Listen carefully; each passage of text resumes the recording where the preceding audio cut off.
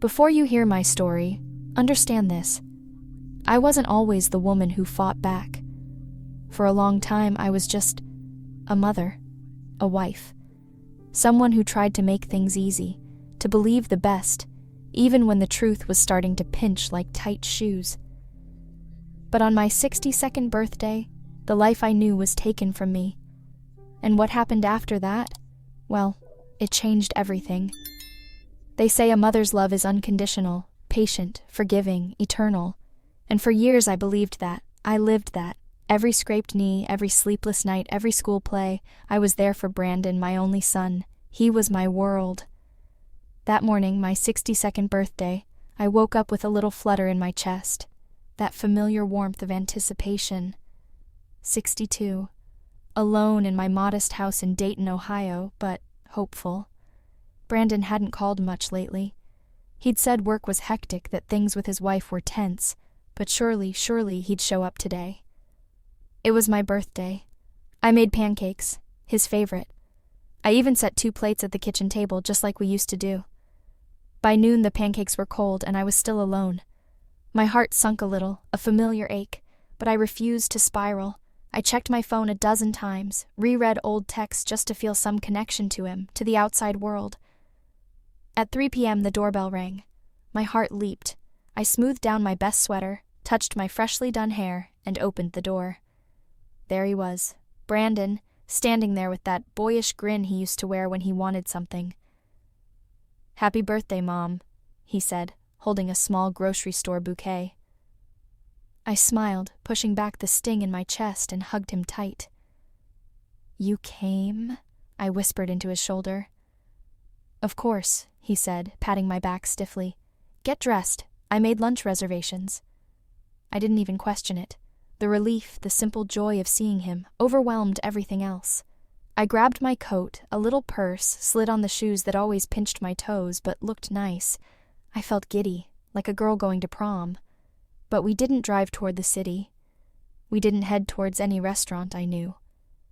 We pulled into a place with a long driveway lined with maple trees. Their leaves turned to ash, gold, and red, beautiful against the pale autumn sky. I looked up at the sign near the entrance and felt my stomach twist, a cold knot tightening inside. Willow Pine Senior Living Facility. "Brandon," I said, my voice barely a whisper. "What is this?" He cleared his throat, avoiding my eyes. "Mom, we need to talk. This isn't safe anymore. You live alone, and with your memory lapses." "What memory lapses?" I snapped, the warmth draining from my face.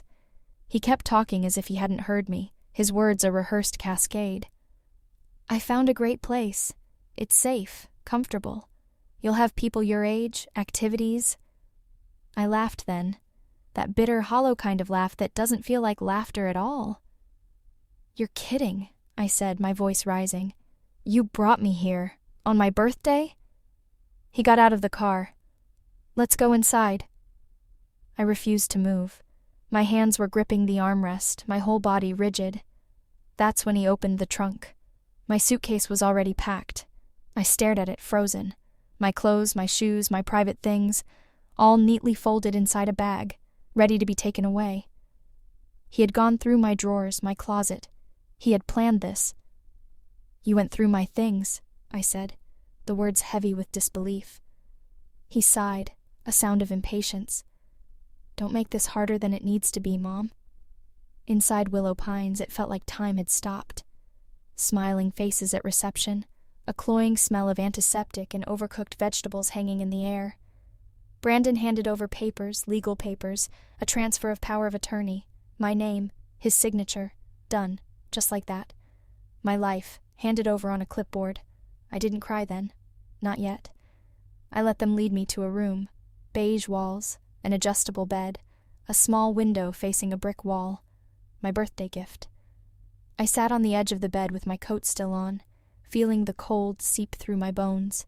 No cake, no candles, just silence. Hours passed. The afternoon light faded outside the small window. I finally opened the bouquet Brandon had given me. It had wilted from the car ride. The flowers looked exactly how I felt. That night, I lay awake. The mattress was too firm. The sheets smelled like bleach. I listened to the quiet rustle of nurses outside my door, the distant murmur of a TV somewhere down the hall. My mind wouldn't shut off. I replayed every conversation with Brandon over the past year, trying to see the signs I'd missed. I thought of all the times I said yes when I should have said no. The times I covered for him, loaned him money I couldn't spare, made excuses to others for his shortcomings. The moments I swallowed disappointment, the little hurts because I loved him so fiercely. But that night, something cracked inside me. Something essential. In that sterile room, stripped of everything familiar, I stopped defending him. I stopped making excuses. For the first time, maybe ever, I allowed myself to see him not as the boy I'd raised, but as the man who had just abandoned me on my birthday. The next morning, a quiet desperation settled over me. I asked a nurse for my cell phone. She looked apologetic. "Oh, sweetheart," she said, her voice overly sweet like I was a child. "Your son took care of that. He disabled the line, said it was too confusing for you." It was then I realized I wasn't here to be cared for. I was here to be erased, and if I didn't find a way out, they'd succeed. But I'm not as fragile as they think, not even close. I stopped eating for 2 days. Not as a protest, not trying to make a statement. I simply couldn't stomach the food, or the truth of where I was. There's something about being treated like you're no longer useful, like your life has simply run its course and can be tidied away, that breaks a part of you. A part that never fully heals. I had raised a child, built a home, loved fiercely. And now I was just a room number in a patient chart. The nurses were mostly kind, but kindness can feel like a form of pity when you're trapped. They called me sweetheart and hun, like I was 10 or 100. No one asked what I did before. No one asked what I loved. To them, I was just another old woman wearing slippers and forgetting things, even if I hadn't forgotten a damn thing. My roommate Doris slept all day and snored all night. She didn't talk much, but when she did, it was about people who hadn't visited her in years. I listened because I knew the ache of absence too well. I tried to keep my mind sharp. I watched the news in the common room, did the crossword puzzles they left in the hallway. I reread a novel I'd already read twice before, but something inside me felt like it was sinking deeper, darker. The beige walls seemed to press in. Then, on the 4th day, I met Ruby. She wasn't supposed to work that day.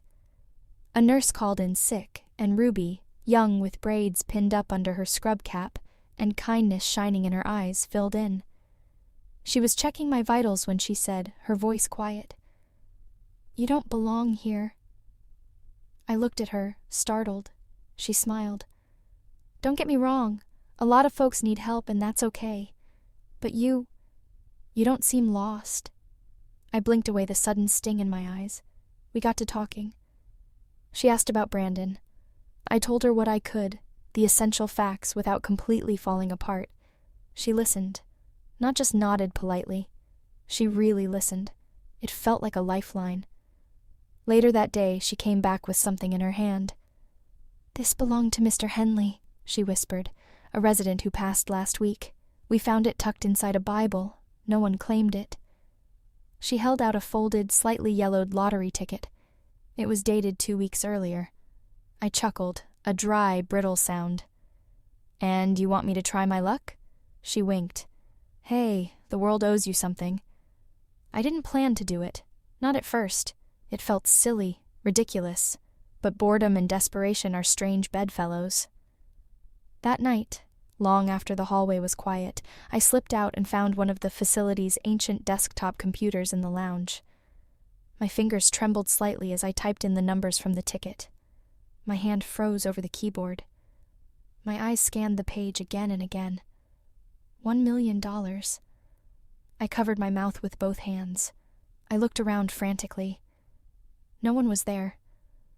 The silence that followed was deafening, not because of the lack of sound, but because of the sheer enormity of what I had just seen. It wasn't joy I felt. Not at all. It was fear. Pure, electric fear. If Brandon found out, if anyone here found out. I printed the confirmation, folded it small, and tucked it inside my bra, pressing it against my skin as if it were a beating heart. The next day, I pulled Ruby aside. "I need to talk to someone privately," I said, my voice low. "Someone legal." She didn't ask why. She didn't hesitate. She just nodded. Ruby knew someone, a volunteer attorney who came by twice a month to help seniors with wills and such. I waited, my heart pounding a nervous rhythm until he arrived that Friday. His name was Aaron. He was young, sharp, and most importantly, discreet. We sat in the tiny break room, the smell of stale coffee filling the air. I slid him the lottery confirmation. My hand was shaking. "Can you help me disappear?" I whispered. His eyebrows rose slightly, but he didn't flinch. He looked at the paper, then back at me, his gaze steady. "We'll need to move fast," he said. The next few hours were a blur. Paperwork, notarizations, financial transfers, a new phone, a temporary mailing address. Aaron contacted an independent financial advisor who set up a blind trust. My name was nowhere visible. Brandon would never see a cent. I signed a new will, leaving everything to charity, just not yet disclosed. Brandon had already signed away my life once. I wouldn't let him do it again. Ruby hugged me on the night I left. "Don't forget us when you're free," she whispered, her voice thick with emotion. I didn't cry. I couldn't.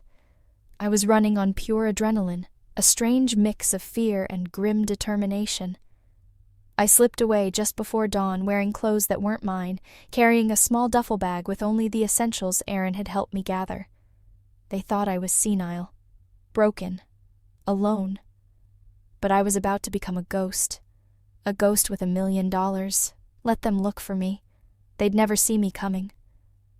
The bus ride out of Ohio was long, quiet, and cold. I sat near the back, hood up, sunglasses on, clutching that duffel bag like it held my soul. In many ways it did. It held my freedom. I didn't know exactly where I was going. All I knew was that I had to get far enough away that no one could find me. Not Brandon, not his wife, not the lawyers he'd likely already called. Aaron had helped me purchase a modest house under a new trust name in rural Tennessee. Something off the grid, but livable. No cameras, no neighbors too close. Just enough distance between me and the life I was leaving behind. When we crossed the Kentucky border, I exhaled for the first time in hours. Freedom had a taste, and it wasn't sweet. It was metallic, like blood and fear. The house was nothing fancy. A single-story brick structure with chipped paint and a crooked mailbox. But it had a working heater, clean water, and most importantly, silence. Not the stifling silence of a nursing home, surrounded by people who'd given up. This was the kind of silence that let you breathe. The next few days I lived like a shadow. I cooked simple meals, walked to the mailbox just to feel the air on my face, sat on the porch wrapped in an old quilt, watching the wind carry dead leaves across the yard. I checked the news obsessively, half expecting my name to appear in bold letters. "Missing woman wins $1 million. Son claims mental instability." But there was nothing. Not yet. I kept the lottery ticket in a small fireproof box tucked under the floorboard in the hallway closet. Alongside it, the new will, a burner phone, and a note addressed to whomever finds this, just in case. One morning, about a week after I left Willow Pines, the quiet shattered. A knock at the door. I froze. I hadn't told a soul where I was. I didn't even have a credit card linked to my name. My heart beat like a war drum in my chest. I tiptoed to the window and peeked through a gap in the curtains. Just a delivery man. Groceries. Part of the arrangement Aaron had set up. Still, I couldn't shake the feeling of being watched. That afternoon, curiosity got the better of me. From my burner phone, I created a fake Facebook profile and searched for Brandon. There he was, smiling in his profile picture, like the world hadn't fallen apart. In his latest post, he wrote, "If anyone has seen my mother, Margaret Taylor, please contact me or the Dayton police. She's been missing for several days. We're worried about her safety." Beneath it, hundreds of comments poured in. Prayers, condolences, people praising Brandon for being such a good son. I laughed so hard I cried. A bitter, painful laugh. Oh, they had no idea. None. But what truly broke me wasn't the post itself. It was the photo he used. It wasn't recent.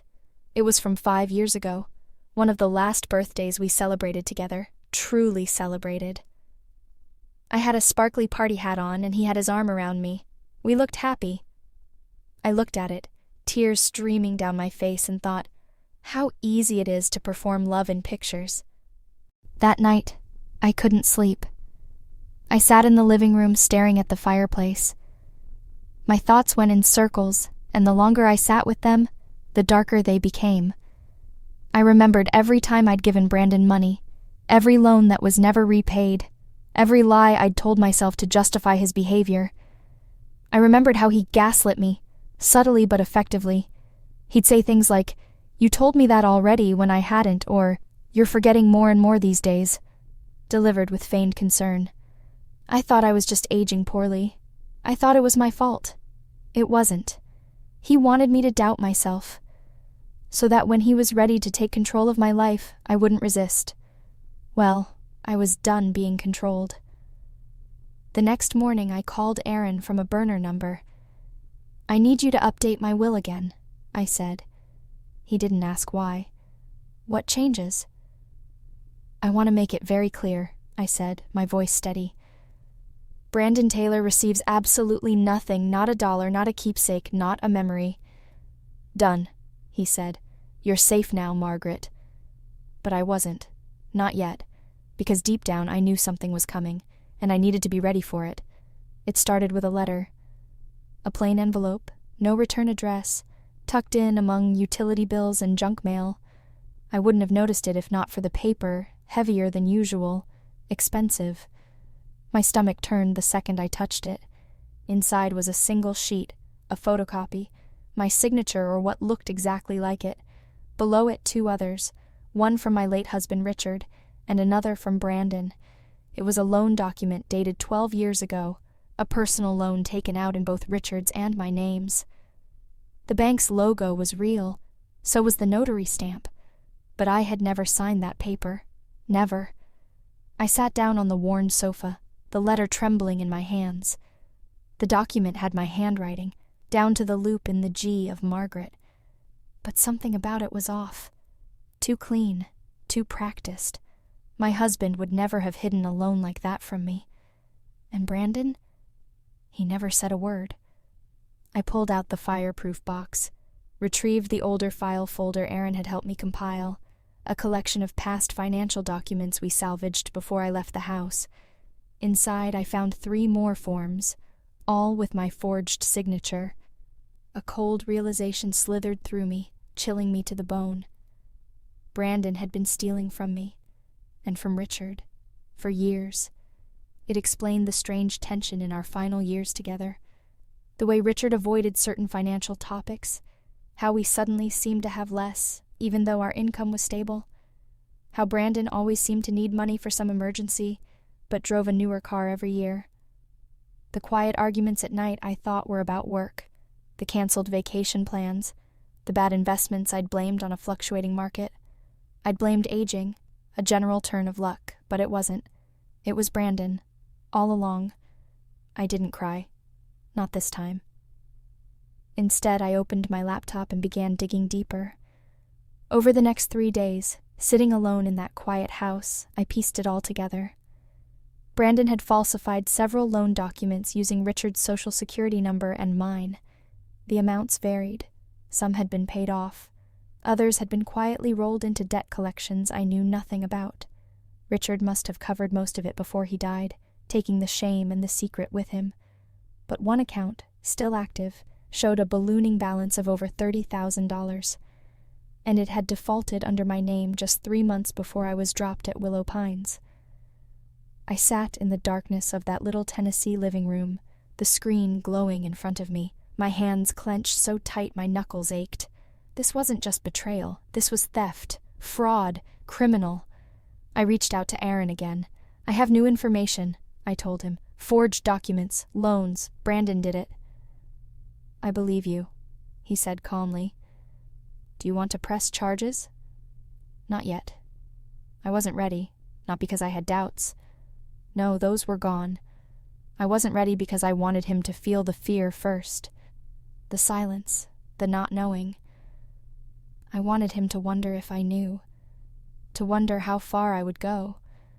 Because the truth was, I wasn't hiding anymore. I was hunting. I began gathering every document I could find. Every account tied to my name, every old email, every financial notice Brandon had ever sent on my behalf. I even contacted the old bank we used and requested records under a legal pretext Aaron helped me draft.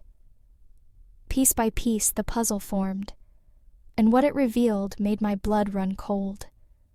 Brandon had taken out a high-interest loan against the small business I once co-founded with Richard back in the 80s. A catering venture we ran from our garage in those early years. He used that LLC, still technically active, to secure a $100,000 line of credit. He signed it using Richard's name, 2 years after Richard had died. That wasn't just a moral failing. That was federal fraud. I saved everything to an encrypted folder, backed it up, printed a copy to store in the box beneath the floorboards. I wasn't sure how long I had, because if Brandon was as desperate as I suspected, and if he had even the slightest clue that I had vanished, let alone that I had money, he'd be coming for me soon. Have you ever looked at someone you loved your entire life and realized you never truly knew them? That's what it felt like, scrolling through pages of documents that tied my son to a trail of deceit so long and tangled it made my stomach churn. The man I once rocked to sleep in my arms had grown into a stranger, and not just any stranger, a dangerous one. By now I had confirmed everything. Brandon had forged my signature, lied to banks, manipulated my late husband into covering for him, and worst of all, he had done it all behind the mask of a devoted son.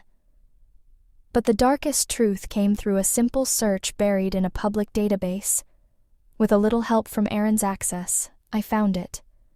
Brandon Taylor, currently under federal investigation for fraudulent tax filings, embezzlement, and identity misuse. Identity misuse. That one hit hardest. I clicked on the case file, trembling. The details were mostly redacted, but the accusations were clear. Brandon had been creating false identities, inflating incomes, falsifying deductions, and submitting returns to siphon money through refunds. Some of those identities were deceased. Some were elderly. Some were real people, including me. The IRS had flagged several returns filed in my name over the past 3 years. I had no idea. I stared at the screen, my mind in a spiral. Had he planned to take my money from the beginning? Was this the reason he was so quick to shove me into a facility and shut down my phone? It wasn't concern. It was containment. He wanted to keep me silent, disoriented, and out of the way. I pushed back from the desk, pacing the narrow living room, one hand on my chest to quiet the tremors. My own son had weaponized my identity, used my name as a tool for his schemes, and when the heat came down, he'd planned to put me away like a loose end in a messy story. Only now I wasn't just a loose end. I was the one holding the thread. I didn't call the police. Not yet. Instead, I started documenting everything. Every lie, every loan, every forged line on a piece of paper. I printed them, filed them in manila folders, labeled them with dates. I began recording audio notes on the burner phone, not because I was scared of forgetting, but because I wanted my voice to be the last one in the room if anything happened to me. Then I made a choice. I mailed a copy of the entire file anonymously to the Department of Justice. Not to make a statement, not yet, but to plant a seed. They'd have the evidence. If something ever happened to me, they'd know where to look. Still, I couldn't stop the feeling that he knew I was alive. I started noticing cars parked longer than usual near the house. Once, a man knocked on the door, claiming he was doing a survey of the neighborhood. I didn't open it, just watched him from behind the curtain, phone in hand. Every knock, every unexpected sound made me jump. And still I didn't run. Not this time. I made another call to Aaron. "We need to finalize the trust," I told him. "The will, too. I want everything protected." He agreed. We set it all up in my new name, with layers of legal insulation. If Brandon ever tried to claim a cent, he'd be bounced out of every court in the country. But as much as I tried to shield myself with paper and strategy, the emotional blow hit in the quietest moments. I'd sit at night and remember Brandon as a boy, his laugh, his scraped knees, the way he used to fall asleep on my chest. I'd remember the teenage years when things got harder, but I never gave up on him. The college calls, the sudden silences, the growing distance. How did I miss it?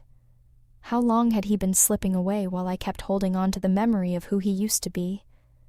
Maybe that's the worst kind of betrayal, the one you watch unfold in slow motion, always hoping it's something else. But now I knew. And I wasn't going to let him rewrite the end of my story, because for the first time in my life, I held the pen.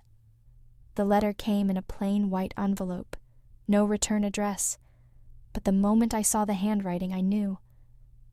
Brandon had always written in sharp, slanted strokes, as if even his pen couldn't wait to be done with whatever he was doing. Inside was a single sentence. "I know what you did, and this isn't over." I read it twice, 3 times. Then I laughed, not out of amusement, but because it was the exact kind of arrogance I expected from him.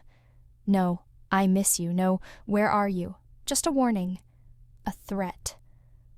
I folded the letter neatly and slid it into my growing folder of evidence. By now, I'd been gone almost 3 weeks.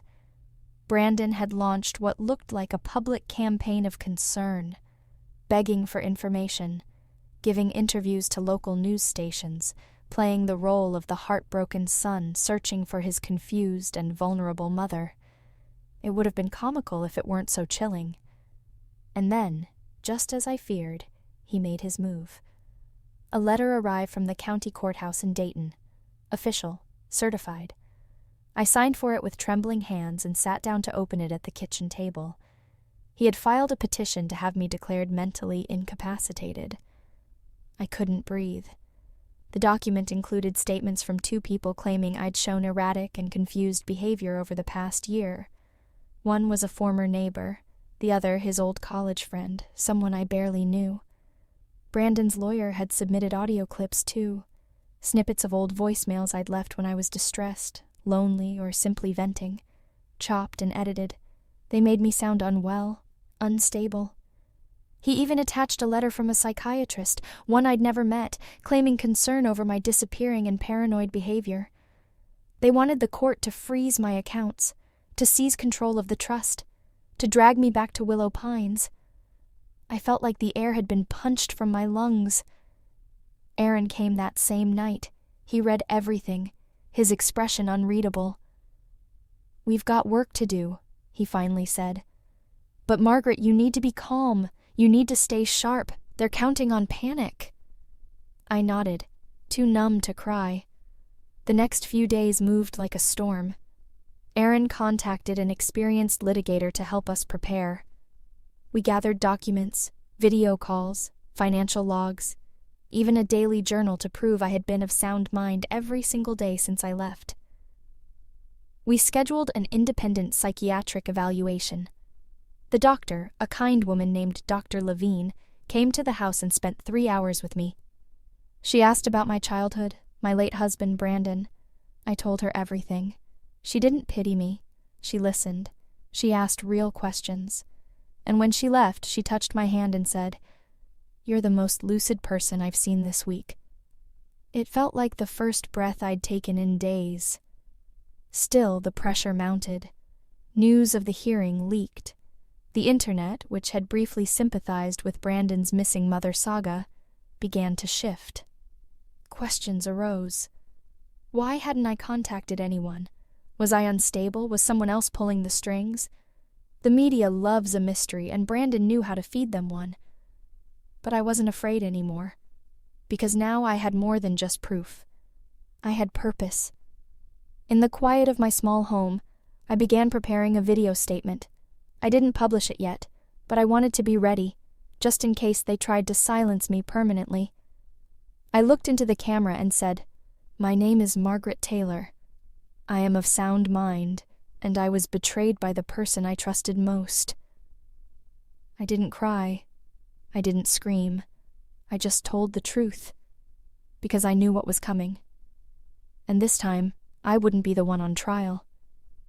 The courthouse in Dayton hadn't changed since the last time I'd passed through it years ago, when I paid a parking ticket and sat in a room full of people hoping to forget their mistakes.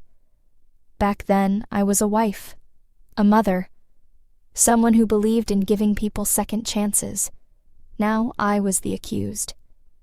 Aaron had advised me to dress simple but strong, something that said, "I'm not here to beg, I'm here to be heard." I wore a navy blue coat with silver buttons, my husband's old watch, and a pair of sensible heels that clicked defiantly with each step through the courthouse halls. Brandon was already seated at the front of the courtroom when I arrived. He stood as I entered, a perfect performance. A mask of concern draped over his face. He even offered a smile, the kind that strangers would interpret as warmth, but I saw it for what it was. He was here to bury me. The judge, an older man with tired eyes, introduced the case. "In the matter of Margaret Taylor's mental competency," the words hung in the air like smoke. Brandon's attorney went first, a tall man with a polished voice and too much confidence. He laid it out like a script. Margaret had gone missing. Margaret was behaving erratically. Margaret was possibly being manipulated. Margaret was a danger to herself and her finances. He introduced the psychiatrist's letter, the one from the doctor I'd never met, and presented those audio clips of me, edited and spliced like a horror reel. I listened to myself sound scattered, desperate, even unstable, taken completely out of context. I saw the judge's eyebrows rise, my hands clenched around the armrest. Then Brandon spoke. "Your Honor," he said, his voice trembling just the right amount. "I love my mother. I really do. This is the hardest thing I've ever done, but I believe she's being taken advantage of. She's not herself. She's lost." That's when I stood. "My turn, Your Honor?" The judge nodded. I walked slowly to the stand, pausing just enough to let the weight of my presence settle over the room. Then I spoke. "My name is Margaret Taylor. I am 62 years old. I am not mentally impaired. I am not lost, and I am not anyone's victim." I opened my folder methodically, carefully, and handed a copy of Dr. Levine's full psychiatric report to the judge. Signed, dated, and certified, the verdict: completely sound mind, no indicators of cognitive decline, emotionally stable. I watched the attorney's shoulders tense. Brandon's face twitched. Then I continued. "I have here," I said, lifting a second folder, "a log of every phone call I made the week before I left. Receipts for the transfer of funds to a legal trust, medical records clean, and a signed affidavit from the attorney who helped me exit the facility, stating I was lucid, logical, and in full control of my decisions."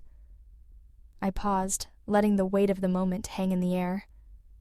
"And I also have something else." I gestured slightly to the folder on the table beside me.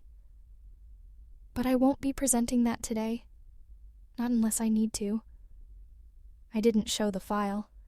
The one with every fraudulent signature, every stolen loan, every manipulated tax document Brandon ever touched. That was my ace. Instead, I turned back to the judge. He put me in a facility without my consent, took my phone, took my freedom, and now he wants to take what little I have left, my voice, my independence, my dignity. Don't let him. The courtroom was still. Aaron sat beside me, silent but steady. His eyes met mine, proud but not surprised. The judge leaned back, thumb-tapping the file. "I need time to review all documents and the medical evaluation. The court will reconvene in 2 weeks." 2 weeks. Brandon turned toward me as the session ended. He tried to catch my eye, but I didn't give him the satisfaction. He left the courtroom with clenched fists and a jaw set tight. His mask was cracking. And I walked out with my head high. The war wasn't over. But for the first time, I knew I could win it. 2 weeks. That's how long the judge gave us. But Brandon didn't waste a single day. Within hours of leaving the courthouse, he doubled down on his public campaign. The local news ran a new segment. Missing mother reappears in court. Son fears exploitation. Brandon spoke directly to the camera, eyes moist, voice shaking just enough. "I just want to make sure my mother is safe," he said. "She's been through a lot. She's not thinking clearly, and I'm afraid there are people around her with bad intentions."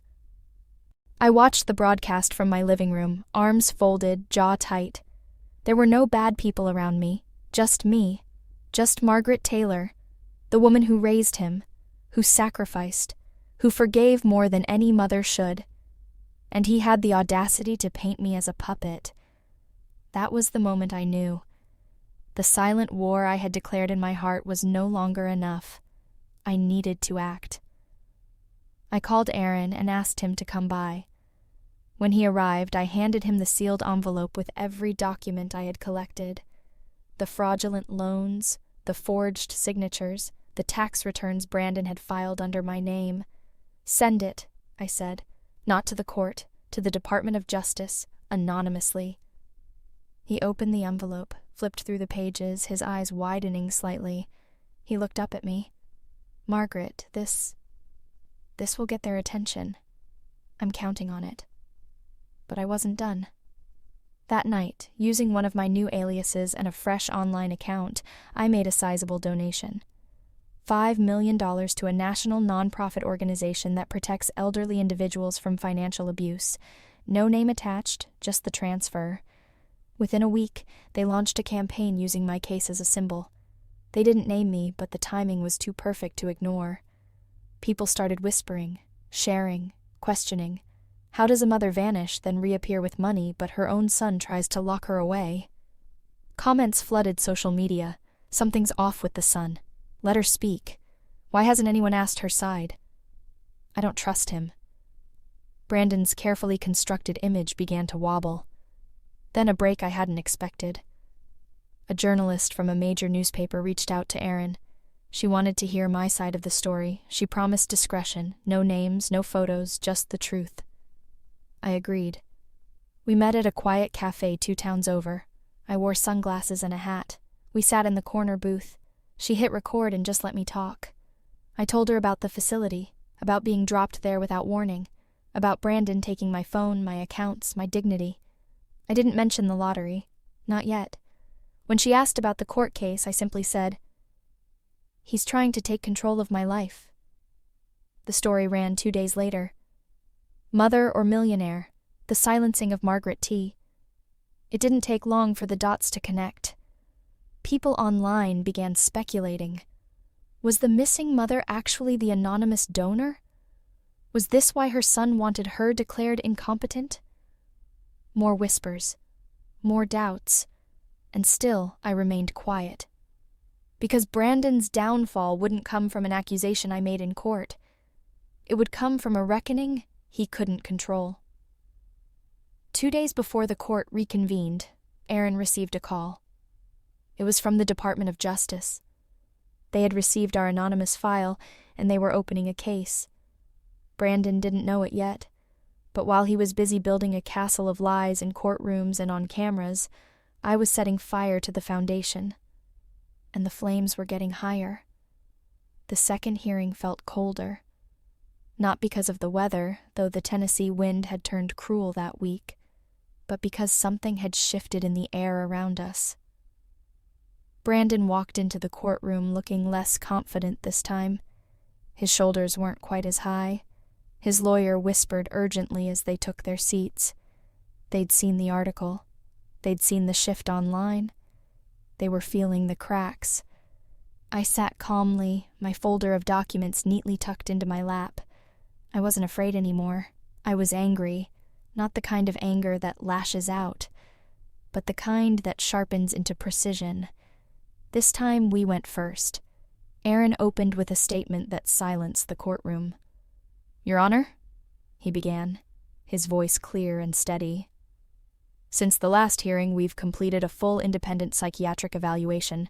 submitted detailed financial logs proving Mrs. Taylor's independence and coherence, and have discovered through legitimate public records that the petitioner, Mr. Brandon Taylor, is currently under federal investigation for multiple financial crimes, including identity misuse and tax fraud.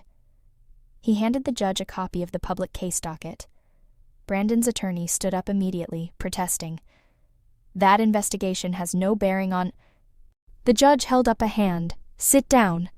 The courtroom held its breath. Then came the real blow. Dr. Levine, my independent evaluator, took the stand. Calm, intelligent, direct. She confirmed that I was not only mentally competent, but emotionally sound and fully aware of my decisions, including my choice to leave the nursing home. "She's not only clear," Dr. Levine said. "She's deliberate, thoughtful. There is no medical basis for any declaration of incompetence." I looked at Brandon then. His hands were gripping the table so tightly his knuckles were white. His mask, that carefully constructed facade of concern, was unraveling by the second. Aaron then presented our final piece of evidence. A timeline. It showed exactly when Brandon attempted to seize control of my accounts, and how that perfectly coincided with large withdrawals he made from his own failing business. Coincidence? Hardly. The judge reviewed everything in silence. Brandon was offered the opportunity to respond. He stood, his voice cracked. "My mother is sick. She's clearly being manipulated by someone. She wouldn't act like this unless she was confused or unstable. This isn't her." I stood then, and I faced him directly. "I am her," I said. Everyone went still. "I am the woman who stayed up with you when you had the flu at age 6, who gave up vacations, who pawned jewelry to pay for your college classes, who cooked your favorite meal even when I couldn't afford groceries for myself. I am her, and you left me in a facility like I was nothing." I turned to the judge. "And now, Your Honor, I ask you to let me prove that I am not nothing." The judge leaned forward, steepled his fingers, and spoke slowly. "Mrs. Taylor, based on the overwhelming evidence provided, your psychiatric evaluation, and the inconsistencies in the petitioner's claims, I am dismissing this case. Your financial accounts and personal autonomy are fully restored. This court recognizes you as competent and independent." I didn't cry, but my hands trembled slightly as I picked up my papers and walked out of the courtroom. Brandon didn't say a word as I passed. His eyes were wild, not with anger, with fear. He knew it was over, at least this part. But what he didn't know was that while he'd spent weeks trying to prove I was unstable, I'd been building something far more powerful than a defense. A legacy. And I wasn't done yet. The phone call came just after midnight. Aaron's voice was tense but steady. "It happened," he said. "The DOJ opened formal proceedings. Brandon's name is on the docket." I didn't speak.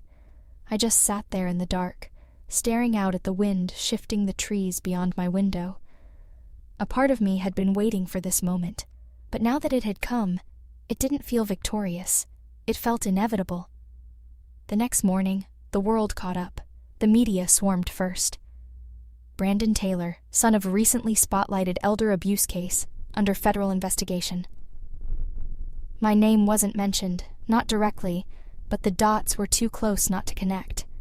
People remembered the missing mother, the court battle, the anonymous donor, the frail woman who disappeared but stood strong in court weeks later.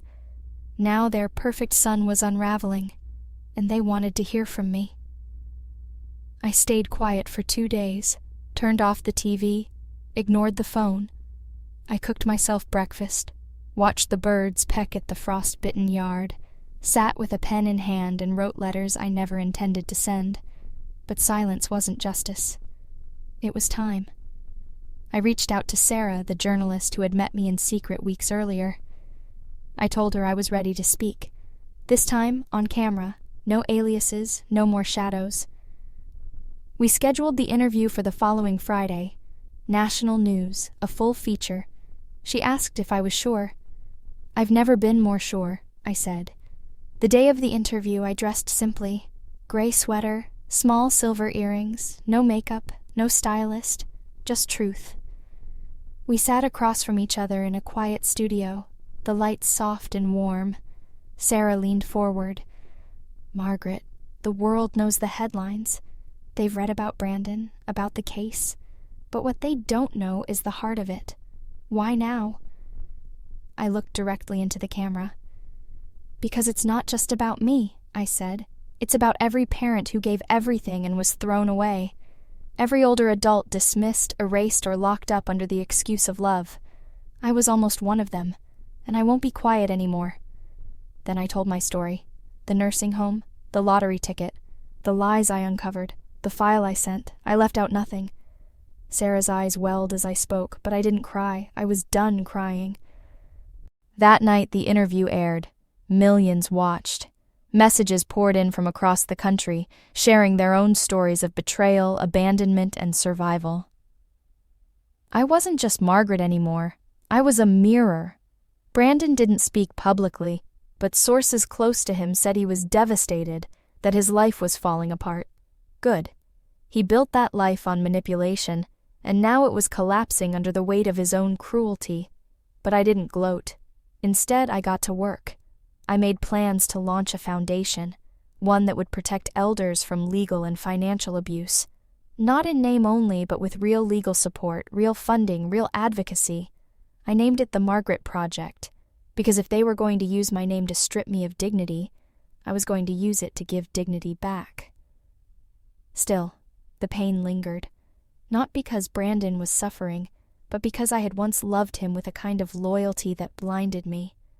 And now I had to learn how to live without that illusion. But I had something better now.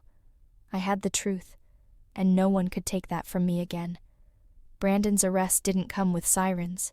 It came with headlines. Brandon Taylor indicted on multiple counts of wire fraud, identity theft, and tax evasion. I read the news on a quiet morning, my tea in hand, my cat curled beside me. The house was still, except for the steady hum of the refrigerator and the wind brushing against the shutters. For a long time I just stared at the article, not because I didn't believe it, I did, but because I had imagined this moment so many times that when it finally came, it almost felt like déjà vu. He was out on bond. Of course, money can buy time, even when it can't buy peace, but the damage was done. His name had become synonymous with betrayal. Former clients pulled their business. His credit lines were frozen. Friends gone. Even his wife had issued a statement through a lawyer. She was filing for divorce. He was alone now. I should have felt triumphant. But all I felt was hollow. The thing about surviving betrayal is that it doesn't leave you whole. It leaves you wiser, yes. Sharper, stronger, maybe. But something soft dies in you. That blind trust, that belief that love is enough to keep someone loyal. I didn't grieve that softness. I buried it. It was a chilly Saturday when I walked into the town center for the first time since the interview aired. People recognized me. They didn't whisper. They didn't stare. They smiled. One woman, maybe in her 40s, touched my arm. "You gave my mom courage," she said, "to leave a bad situation." A young man behind the pharmacy counter slipped a note into my prescription bag. "My grandma says thank you." I didn't seek this attention, but it came gently, like sunlight through heavy clouds. Aaron stopped by that afternoon. "They offered him a deal," he said. 10 years if he pleads guilty. If not, it goes to trial. "And he?" I asked. "He's still pretending it's all some misunderstanding," Aaron said, shaking his head. "He thinks he can outsmart the system." I sighed. "He's been pretending his whole life." Aaron hesitated. "He still hasn't tried to contact you?" I met his eyes, not directly, but I had received something. A letter. An unmarked envelope slid under my front door one evening while I was in the kitchen. Inside, a photograph. It was from my 60th birthday, me in a yellow sweater laughing, cake on my face. Brandon beside me holding the knife, laughing too, on the back just one sentence in his handwriting. "You always believed in me." I'm sorry that wasn't enough. I sat with that photo for hours. Not crying, not raging, just remembering. Remembering the boy who asked for one more bedtime story. The teenager who drove my car into a mailbox and cried when I didn't yell. The man who hugged me tighter than usual the day his father died. They were all parts of him, and I loved them. But love, true love, demands truth, and Brandon chose lies. That night, I burned the photo in the fireplace, not out of hate, out of release. I watched the flames curl around the paper, blacken the edges, erase the smile. I didn't need a picture to remember. I needed peace, and I was almost there. The morning I returned to Willow Pines, the sky was pale gray, the kind that softens the world without hiding it. I stood outside the facility for a long moment, staring at the very place where I'd been left like luggage.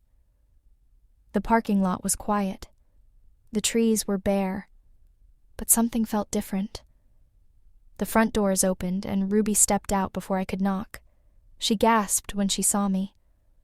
"Oh my God, Margaret!" I smiled. "It's me." We hugged. Not politely, not briefly, but like two people who had both survived something profound. Her arms were warm, and in that simple embrace I realized how long it had been since I'd felt safe. Inside, the place looked different. The floors were freshly waxed, the lights were brighter, the common room had new books, a better television, and real coffee brewing in the corner. "I heard what you did," Ruby said, leading me to a quiet bench in the hallway. "The donations, the interviews. Margaret, you changed everything." "No," I said. "I just stopped letting people decide who I was." We walked the halls together. I visited Doris's old room. It was now a reading lounge. The staff looked up, some smiling, some stunned. A few residents recognized me, their faces lighting up. I nodded to each of them. They weren't invisible anymore, and neither was I. That afternoon, I gave a speech in the new activities room. There were folding chairs set up, and the staff had made cookies. Ruby introduced me like I was someone famous, but I shook my head. "I'm not here because I'm rich," I began. "And I'm not here because I was wronged. I'm here because I was silenced, and I know how many of you still feel that way." Every pair of eyes watched me, some welled with tears. "I want to tell you something I wish someone had told me a long time ago," I said. "You are not a burden, you are not forgotten, and you are not finished." Applause followed, soft at first, then louder. I smiled, feeling the weight of every lonely night I had ever spent replaced by something warmer, something full. When I returned home, I finalized the trust. The Margaret Project would become a national organization, offering legal and financial advocacy for elders in danger of being exploited. We'd hire attorneys, launch hotlines, build partnerships with senior care facilities and courts. Brandon, he took the deal. 10 years. He tried to send another letter through Aaron. I returned it unopened. That chapter was closed. I spent the final days of the year writing letters to every person who helped me. Aaron, Ruby, even Dr. Levine. I thanked them not for saving me, but for standing beside me while I saved myself. And then, on the first snow of January, I did something I hadn't done in decades. I wrote a letter to myself. It was short, just 1 page. I read it aloud as I sat by the fireplace, the cat curled at my feet. "Dear Margaret, you weren't crazy. You weren't too trusting. You weren't weak. You were just a woman who loved too deeply. And when they tried to write you out of your own life, you picked up the pen and wrote the ending yourself.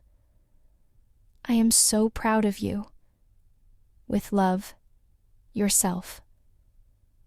I folded the letter, placed it in a small wooden box, and set it on the mantel. I didn't need a legacy of money or revenge or even justice. I had something greater, freedom, and for the first time in my life, I was finally, fully, completely free.